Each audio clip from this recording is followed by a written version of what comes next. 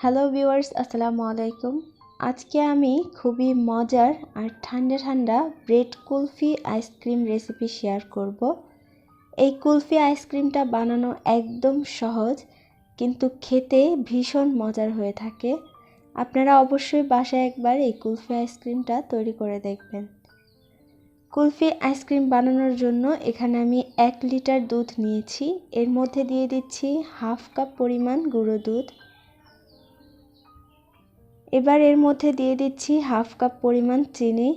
গুঁড়ো দুধটা অবশ্যই দেওয়ার চেষ্টা করবেন, এতে করে আইসক্রিমের স্বাদটা বেড়ে যায়। দিয়ে দিচ্ছি হাফ চা চামচ পরিমাণ এলাচের গুঁড়া। এবার এগুলোকে খুব ভালো করে একটু মিশিয়ে নিচ্ছি। মিশিয়ে নেওয়া হয়ে গেলে এই মিশ্রণটাকে আমি এখন চুলায় বসিয়ে দেব। এইবার দুধটাকে অনবরত নেড়ে অর্ধেক পরিমাণ করতে হবে। অর্ধেক না হওয়া পর্যন্ত দুধটাকে অল্প আঁচে নেড়ে তারপর রান্না করতে হবে। এইবার এর মধ্যে পছন্দ মতো বাদাম কুচি দিয়ে দিতে হবে। আমি এখানে কাঠবাদাম, পেস্তা বাদাম এবং কাজু বাদাম দিয়ে দিচ্ছি। আমি এগুলোকে একটু ম্যাশ করে তারপর দিয়েছি। দুধটাকে এখন চুলায় বসিয়ে দিচ্ছি, আর এই ফাঁকে আমরা যে ব্রেডটা ইউজ করব সেটা রেডি করে নেব। এখানে আমি 4 থেকে 5টা বড় সাইজের ব্রেড নিয়েছি, আর এগুলোকে একটু ভেঙে নিয়েছি। এর কারণে আমাদের ব্লেন্ড করতে একটু সুবিধা হবে। এবার ব্লেন্ডার জাগে দিয়ে এগুলোকে একটু মিহি ব্লেন্ড করে নেব। একদম মিহিন করতে হবে না। এই তো দেখুন, আমি দেখিয়ে দিচ্ছি, এইরকম হলেই হয়ে যাবে।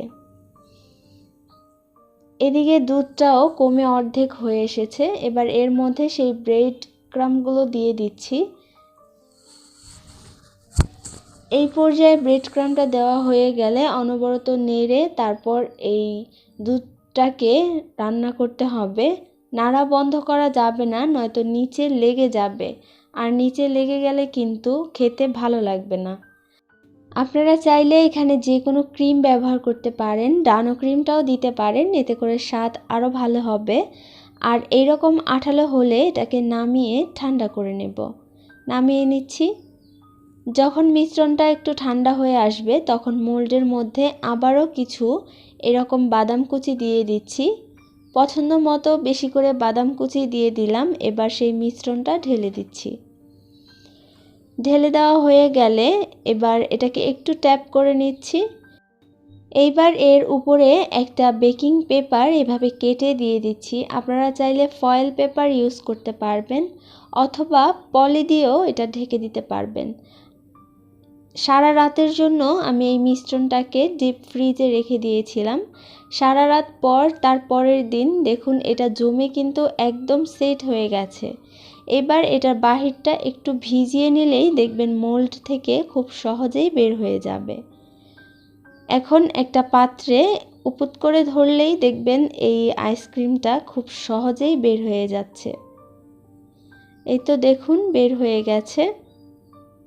দেখতেই পারছেন এই আইসক্রিমটা দেখতে কতটা আকর্ষণীয় হয়েছে। এটা খেতে কিন্তু আরও বেশি মজার হয়েছে। এখন আমি একটু কেটে দেখাচ্ছি। যেহেতু এটা বরফ, একটু কাটতে কষ্ট হবে। আজকের রেসিপিটি ভালো লাগলে চ্যানেলটি সাবস্ক্রাইব করে লাইক দেওয়ার অনুরোধ রইল। আর কিছু জানার থাকলে অবশ্যই কমেন্ট বক্সে বলবেন, আমি উত্তর দেওয়ার চেষ্টা করব। সবাই অনেক বেশি ভালো থাকবেন। আল্লাহ হাফেজ।